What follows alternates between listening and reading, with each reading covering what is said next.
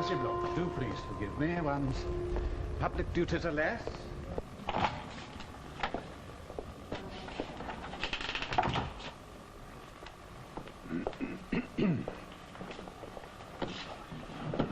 Now, Oh, do please sit down.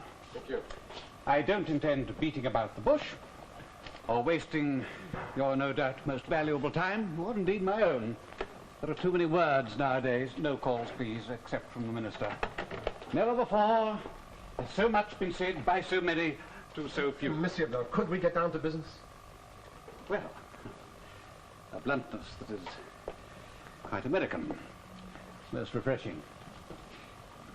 Now, it has fallen to my lot to seek out and to look for someone who is capable of behaving with unimpeachable diplomacy in a situation of considerable delicacy. May I suggest you contact the Quai d'Orsay? I beg your pardon? Oh, I believe there are several out-of-work ambassadors there. Oh, no. It is a lawyer who is required for the particular business with which these people are concerned with.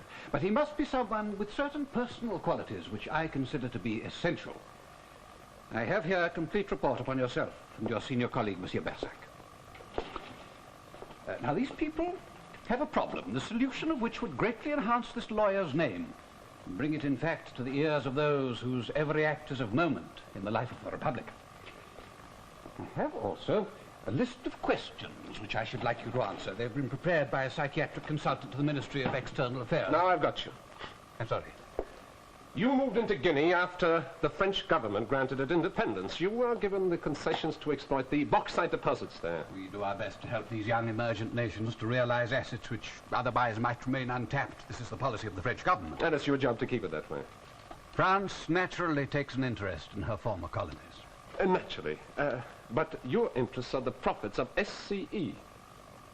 The Society of Equatorial Commerce is happily able to provide a source of private finance which is a little beyond the scope of the national government. As far as you and your associates are concerned, these young nations, these former colonies, are great big money boxes for you to dip your greedy fingers in. Well, Monsieur Blanck, I think that should make it quite clear that my personal characteristics don't suit me for whatever proposition you had in mind.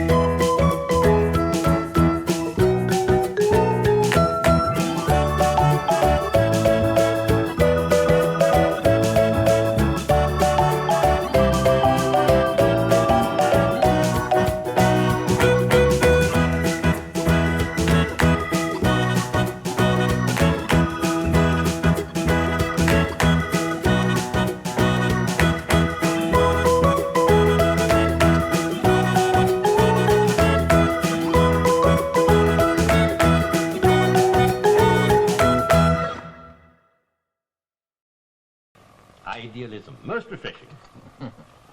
My partner has not forgotten that he is from a former colonial possession. Oh, the Americans have not been victimized for centuries. Unless we exclude the British populace.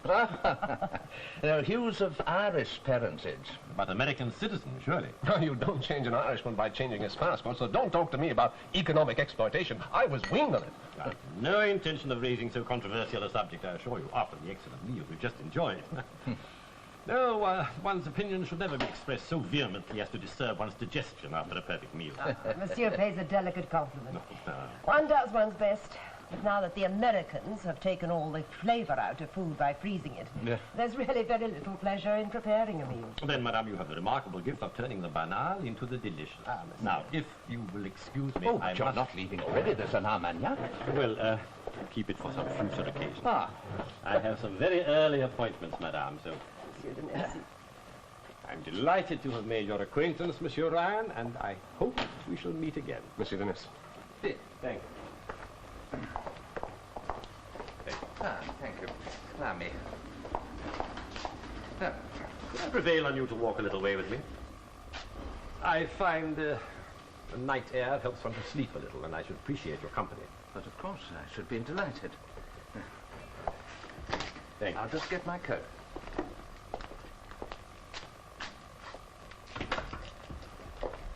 Shan't be long to you. Be back soon. Really, Oh, truly splendid dinner, Matthew. Yes, but your really, behaviour. I'm sorry. Really, it was a masterpiece. Good night.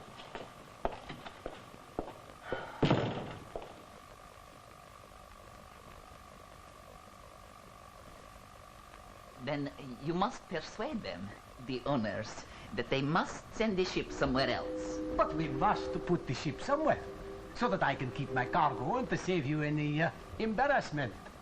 But what can I do? I am only a very junior official here. My powers are extremely limited. Oh, come. You are very obliging to Monsieur Cregeen last time he was here. A fascinating exercise in bureaucratic manipulation, he told me. But he owned the ship. And I own the cargo.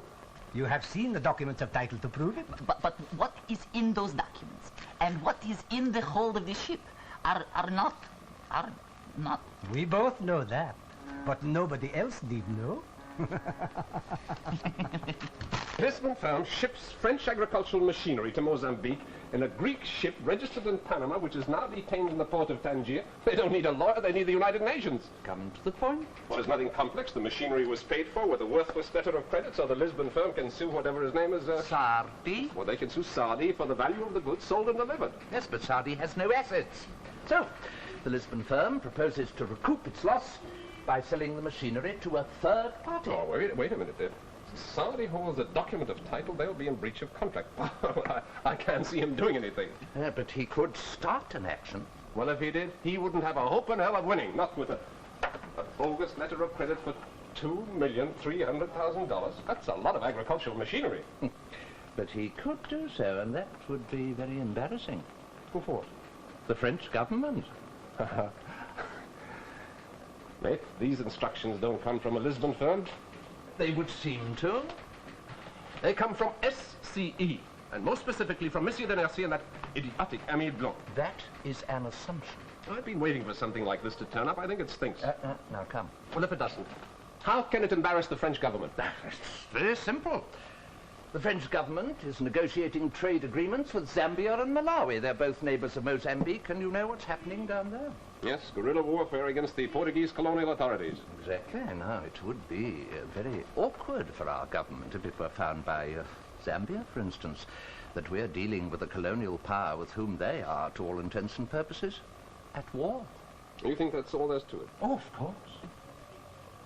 Now, this man, Sardi, although he bought in Lisbon, he knows that the machinery and the finance are French, so he's attempting blackmail. Nearly $2.5 million. It's a lot of money. This Sardi must be a smooth talker.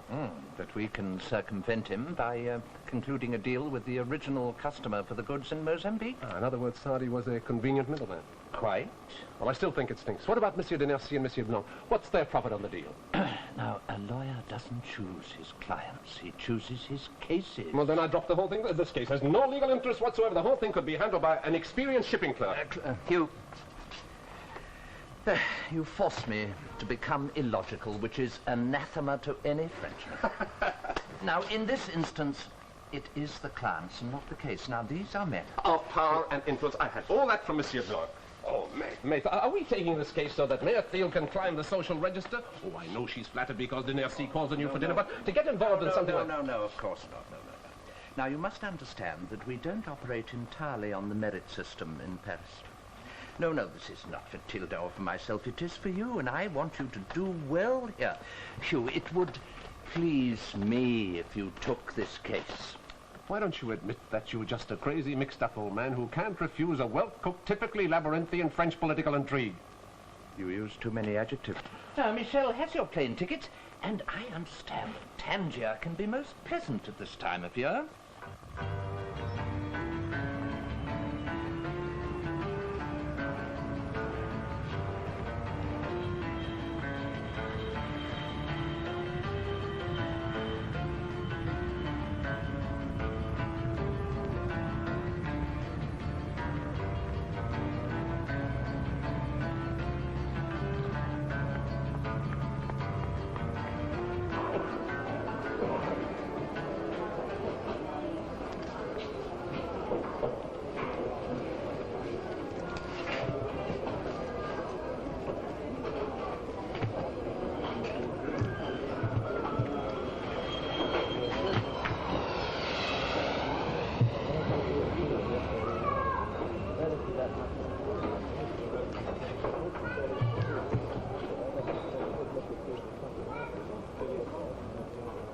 Thank you.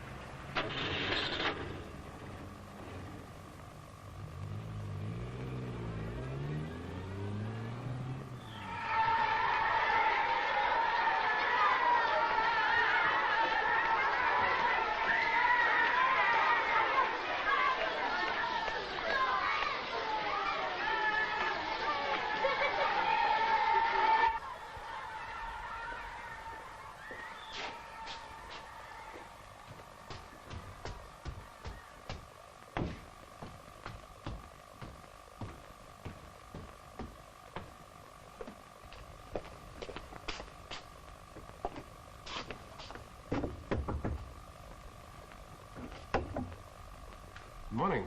Good morning. I'm from the Suez Kelos Company of Lisbon. May I see whoever's in charge, please?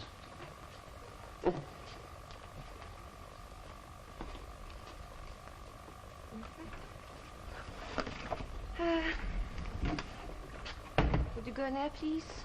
Thank you.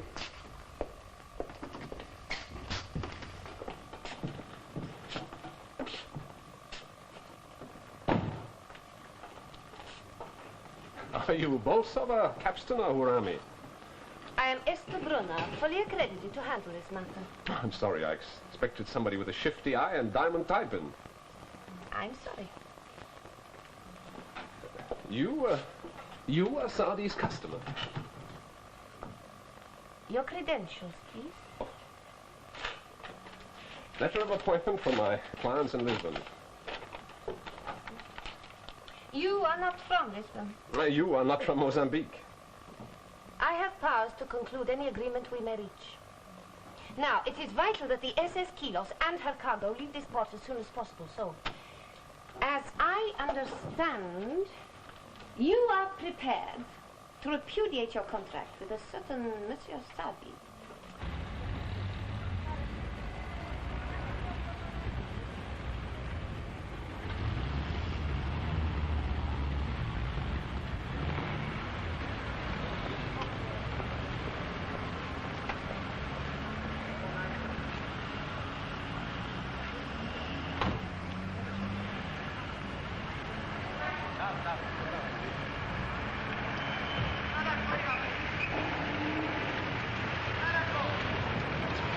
It means that we pay you the price Sardi would have paid you.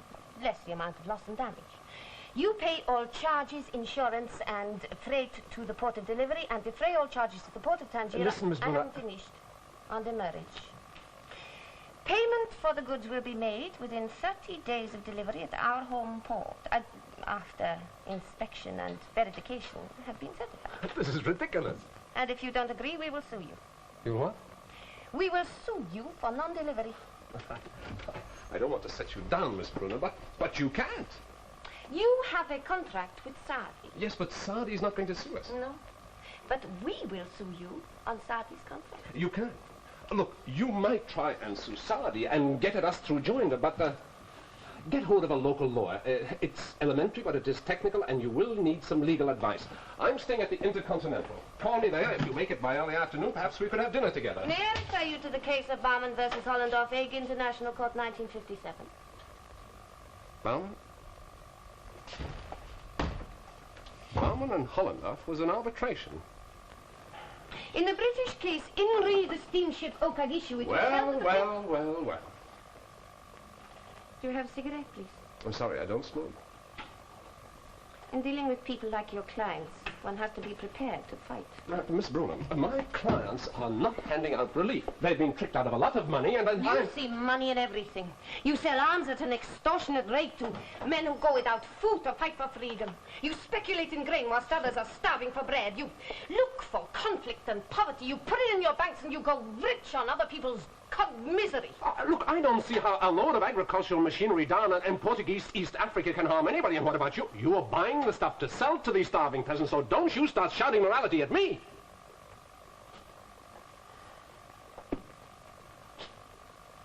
These people, Sousa Coelho in Lisbon, these are the only people who have retained you?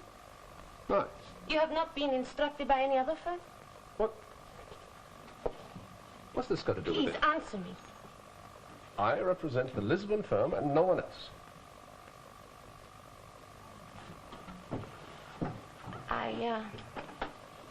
I'm going to reconsider my offer. I will pay cash for the merchandise. I will pay it here in Tangier against documents showing that the merchandise is aboard the Kelos and that the SS Kelos is cleared to sail. Go on. I will pay you 50% of the manufacturer's catalogue price of the machinery as listed in the Kelos bill of lading. 50%? And you talk about my clients. Wasting my time. Cabling my clients, I'm going to tell them to ship the whole thing back to Lisbon. All the way back to Lisbon? Do let me know what they say, Monsieur Ryan.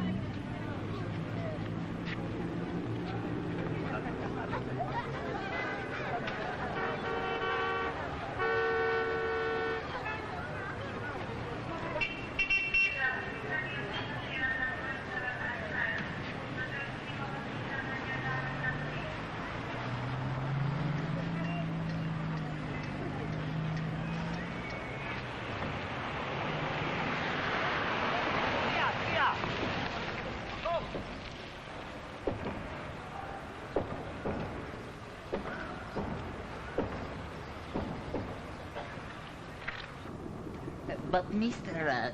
Ryan, the steamship SS Kelos is not here. But she must be. Oh, no. The Kelos is not in the port of Tangier. But she was ordered to this port. She's got to be here. Oh, she's here. But information is not important. Could you explain, please? Well, there was a question of something that... I beg your pardon? Quarantine. The Kelos has been placed in quarantine. She is anchored in the roads. In quarantine, what for? Anchored in the roads just outside the harbor. Yet that I understand, but what is the Kelos in quarantine for? Disease. There is disease. What kind of disease? You are from the United Nations? No. UNESCO? Look, I am a lawyer representing the owners of the cargo on board the Kelos. You represent Mr. Sardi? No. I believe you are from the United Nations. No, look, I am here to settle a purely commercial matter and to get the Kelos out of here. No. Yes, I want to get the Kelos out of Tangier. That is not possible. But why? Quarantine. There is cholera. There is cholera on board the ship. Cholera? 4 of the crew drinking dirty water all the time. Disease. Look, there hasn't been a case of cholera in this part of the world. I cannot answer any more questions. This is a question of the greatest anxiety to me. Disease. Here, my headache. You will now... Look, the deliberate delay of the Kelos will force me to take action.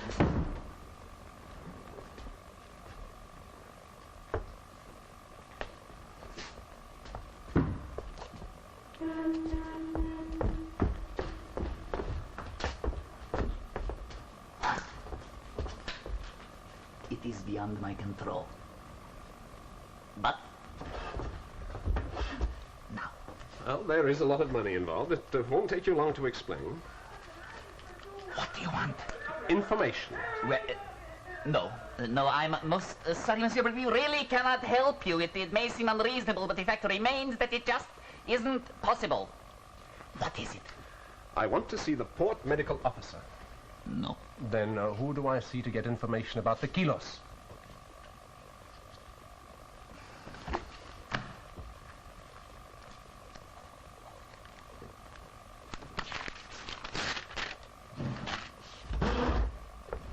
I will not be a moment.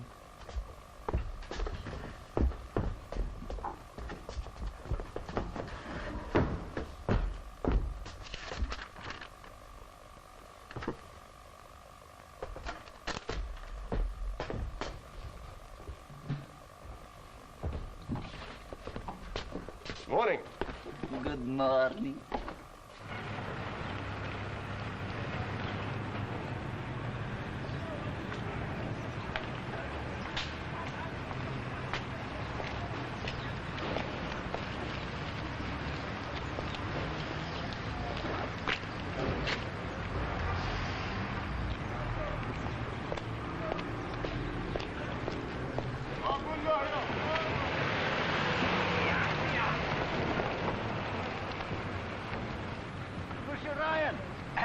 My name is Benos Hardy. I think we should converse upon a matter of mutual interest. If you would care to get into the car, we could discuss details, and I could give you some information which I think would be of interest to you for future conditions. Just cost me $25 to get your name. I have a feeling that a ride with you cost me more than I care to afford. Well, thank you. Amsi. Ryan knows nothing. Why should he? To conclude the business, he does not have to know everything. That's what your friends in Paris thought. It was stupid of you not to have told me the true facts. My dear Esther, I have held back nothing. You told me Paris had everything fixed. So they have. If it were so, they would have told Monsieur Ryan the true nature of the deal. Then what does it matter, huh? We can go ahead and settle. You pay them what I agreed with them, and you pay me the pittance I agreed with you. Huh. It is a modest profit, a sacrifice. You don't have to make any sacrifices. No? No. Because as far as you and I are concerned, there is no deal. No deal, huh? Look, I can blow the top of this at any time. So can I. Eh? You convinced me I was in the weak position. You persuaded me that if I didn't go through with this deal, I would lose the merchandise. Huh. They would take it back. Of course, these are facts. There could be a scandal. You could still lose the goods. But I'm not in the weak position, Benavir. I am in the strong one. If they don't go through with this deal, I'll give them their scandal. The emancipation of women made the world a difficult place to live in. But now they educate them, it is impossible. If only you are more desirable, I could at least have you abducted.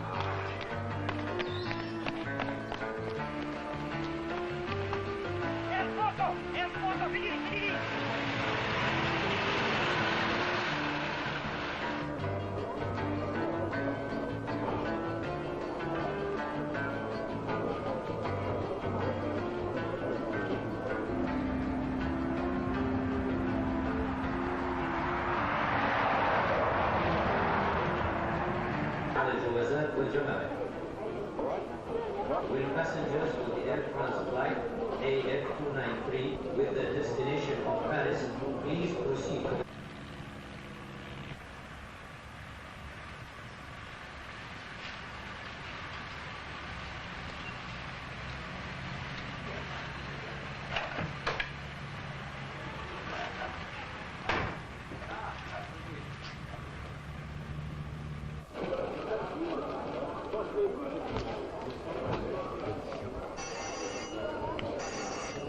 Hello. مين؟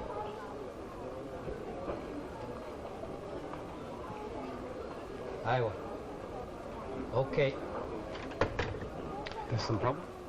You go with him, please. Oh, but I want to catch this plane. If you wouldn't so mind.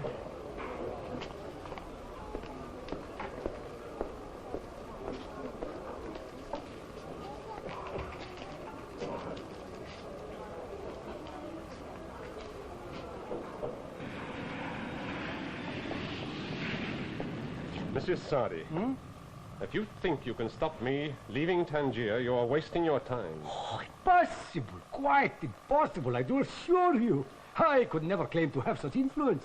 Besides, there is another plane tomorrow. Get me a taxi. Monsieur Ryan, it would give me great pleasure to offer you my humble hospitality until your plane leaves. I can't assist you in any way. But surely you are not going to be so discourteous as to refuse me 10 minutes conversation. Well, you might consider it discourteous, but the fact of the matter is I am withdrawing from the whole affair. Ah, that is a great relief to me. You are an intelligent man, and also, I judge, an honest one. This affair in which I so unfortunately have become involved is not one which an honest man would wish to concern himself with. And that is precisely what I wish to discuss with you. 10 minutes, no more. One must develop a sense of perspective. The people who retain you are perfectly respectable businessmen. People of power and influence. And one must learn to accommodate oneself. One would like to help the underdog, but in order to live... Look, I'm only interested in the legality of the case. Is that so, my friend? You would not have withdrawn from the case. Well, I am now withdrawing from the case. I was the same. But I learned my lesson. In 1949, I assisted the Indonesians in their struggle for power against the Dutch. My sympathies were with the rebels. I supplied them with surplus American warplanes, and they paid me in gold francs, which was very pleasant at that time. But it was the Dutch oppressors who intercepted my planes and shot them down before they could be delivered. They were able to do this by flying over British airspace. The British turned a blind eye. Persons of respectability, power, and influence. So you joined them? Persons such as myself are not asked to join, only to participate. Your friends can legitimately make money.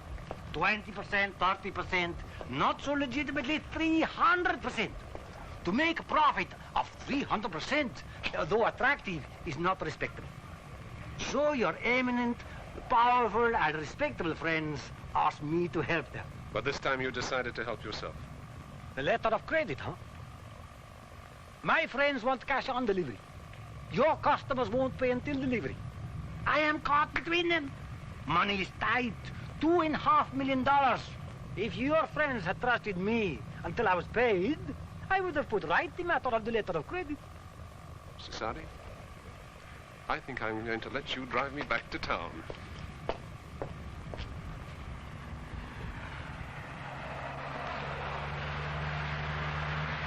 Sanctions? Sanctions against Rhodesia.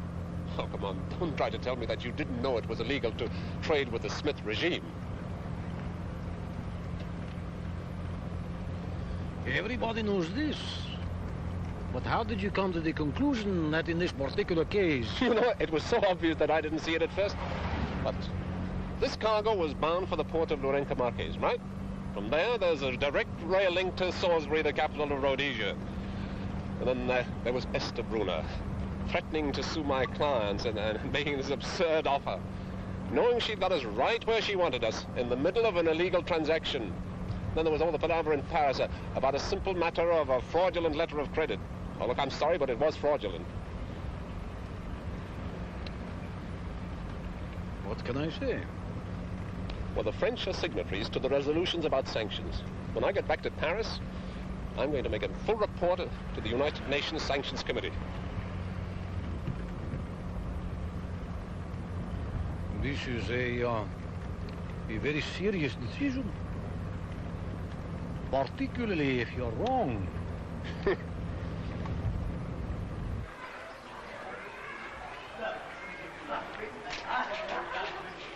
Sweet, but quite pleasant. The national drink. It is a fusion of mint, green tea, and sugar. I find it palatable, and the mint is calming to the nerves. The Spanish call it hierba buena, the good herb. Mrs. Hardy, I will fight any contract without asking my client whether he beats his wife or ask him about his sex life. Well, it may sound naive, but the UN does mean something to me, and I'm not going to be a party to sabotaging its efforts. All this nonsense about the Kelos being held up in quarantine, you arranged it. Just as you arranged me being held up at the airport. To me, it is a matter of indifference whether the sanction laws are broken or not. My Indonesian experience taught me that. Not only is it a matter of indifference, I know nothing whatever about it. You really expect me to believe that? If Miss Brunner wishes to sell the goods to the Rhodesians, that is entirely her affair. My function is to procure them, to deliver them, and to get paid for them. I see. Like me, you don't ask about your client's private affairs. Monsieur Ryan, your eminent friends of power and respectability are not going to be very pleased with you. Well, that doesn't particularly worry me. It need not worry you if your assumption is correct. But it'd be a different matter if you turned out to be wrong. I'm just going to put the information I have in front of the UN Commission. It's up to them to investigate. You are surely forgetting one thing. I must protect myself as well as... I must protect myself as well as your Parisian friends. Well, you'll tell them that I provided the information. It would be catastrophic. At the very least, you would have to leave France.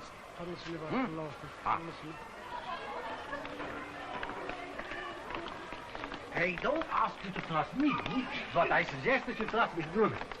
Give her the chance to explain matters. She may lie, of course, but you can make up your own mind about that.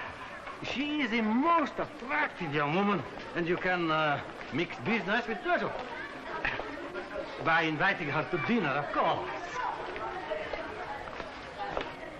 Ask her the destination of the Kelos cargo. You have everything to gain. Besides, Esther can be most entertaining. But Monsieur Sadi... No much. If I were in your shoes, I would surrender to Esther's charms without prior reservation.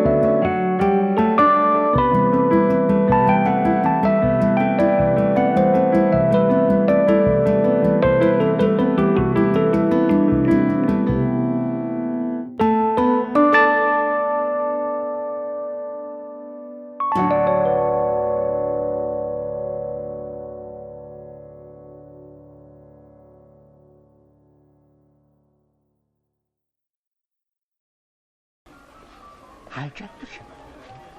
Hijack that cargo? Steal 2 million? Oh, we'll soon settle that. I'll get on to Port Francien at once. No, Emile. I don't understand. It's becoming clearer to me why you returned to your seat in the Chamber of Deputies at the last election. The voters must have misunderstood your inability to comprehend simple facts for simple honesty. Look, we are not interested in the ship or the cargo. We are only interested in obtaining new documents of title. A little piece of paper which states that we are legal owners of the goods. How do you propose getting hold of these documents of title? Sardi has the only copy. He's not likely to part with it. Just can't let the ship be examined, and it certainly can't go through customs. No, you're perfectly right, of course. No, we'll have Sardi arrange all that.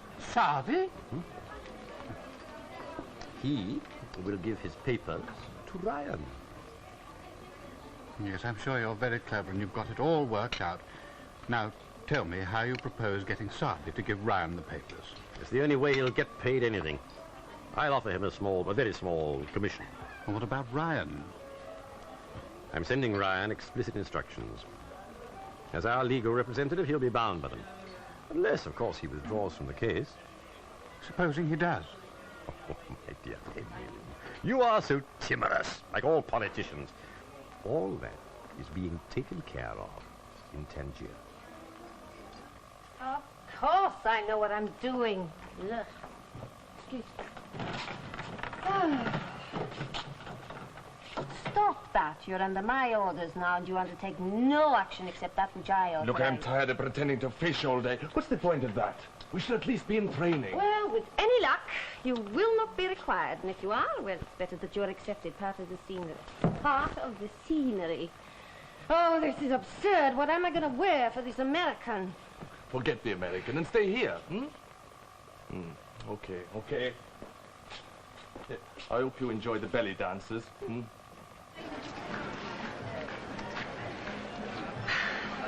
I thought all Americans liked belly dancing. A la moon down in the suitcase. Absolutely okay. I find them a little plump. Well, there's a good Spanish place where they have flamenco. Great. You can drink mint tea anywhere in Tangier. I'm sorry, I don't go for the flesh pots. Sardi said you would expect them. Sardi. He's very complex. Tortuous. You could have come to my apartment. But Sardi says it's like a slum. You and Sardi, you know one another pretty well. I mean, you do business together. You mean you want to know how Sardi knows what my apartment looks like? Because he's been there, of course. And this morning you told me to forget that you're a female. Officer.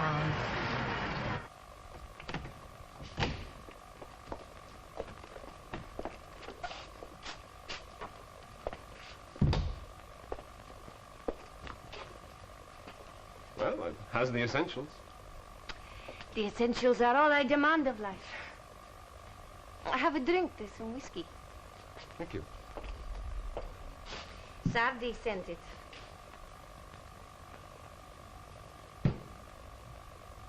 Well, if you prefer, there's some beer in the fridge. I prefer.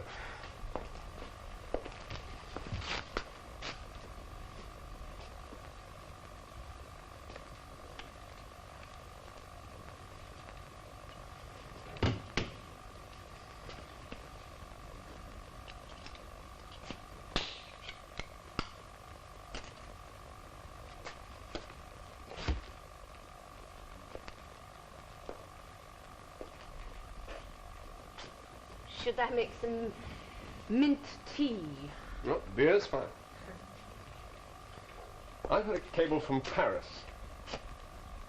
Not from Lisbon? No. It gives me explicit instructions. I'm to assure myself that the transactions between you and Sardi are legitimate. Now, if they are, I'm to conclude a deal. But I must not dispose of the goods except against a valid document of title. You mean a guarantee of payment? That's right. You should know the truth about me. I'm Israeli. I'm a purchasing agent for the Israeli government. In business with Mozambique? I've just been in your armory. I'm an Israeli in an Arab country. I have to be prepared to defend myself. Well, that's some defense. There are a lot of Arabs. Tell me, in the ordinary way, you would have purchased this agricultural machinery direct from my clients, wouldn't you? Direct? Without Saadi. Oh, possibly. Then why the hell did you need Saadi?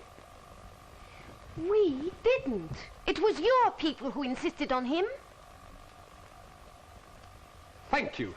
Well, I don't understand. You will. I'll be in your office in the morning. To make the final arrangement? If a load of combine harvesters, hay balers, ridge harrows, and tractors can help you out, be down with the draft for $2,300,000. Good evening, Cousteau. Forgot your snorkel?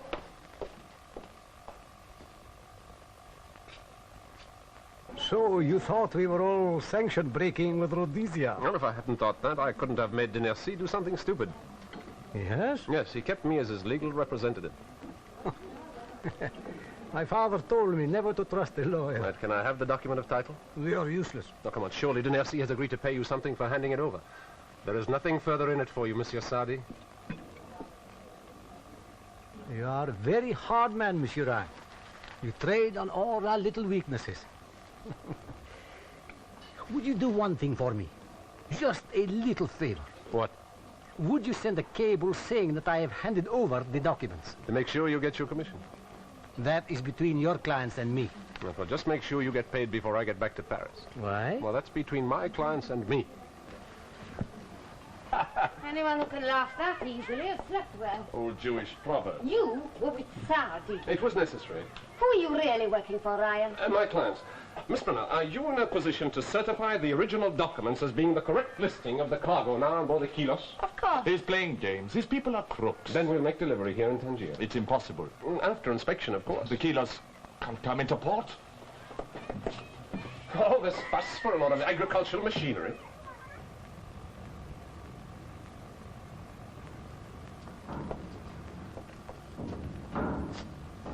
Spare parts, fighter mystère. Mark II. You want to see any more? They're obsolete. Oh, why did you have to do this? Why bring this ship into this port? You knew she was carrying an illegal cargo. There's nothing illegal about the cargo. Please don't make any more of your jokes. No, the only possible illegality would be if these fighter plane parts had been sold to Israel by a French company, because that would be contravening the arms embargo. But the destination is Haifa. Was Haifa. Miss Brunner had a contract to purchase some agricultural machinery. Here it is. Here's the bill of lading and the document of title. Now, Miss Brunner and I have examined the cargo on board the Kelos, and we find that it is not in accordance with the specifications set out in these documents. And therefore, Miss Brunner rejects the cargo. There's nothing illegal. But what am I supposed to do with this shipload full of contraband airplane parts? Well, I believe that SCE have a bonded warehouse here in Tangier. Are you making another one of your jokes, Monsieur? No. Do they have such a warehouse? Yes. Then I think we must arrange to have those fighter plane parts, which are of no use to Miss Brunner, to be put carefully into that warehouse.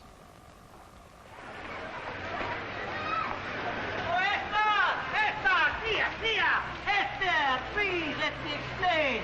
Why don't we have a little dinner tonight? I don't want any useless plane parts this week, Benno. How was I to know they were useless? I'm a businessman, not an engineer. Go!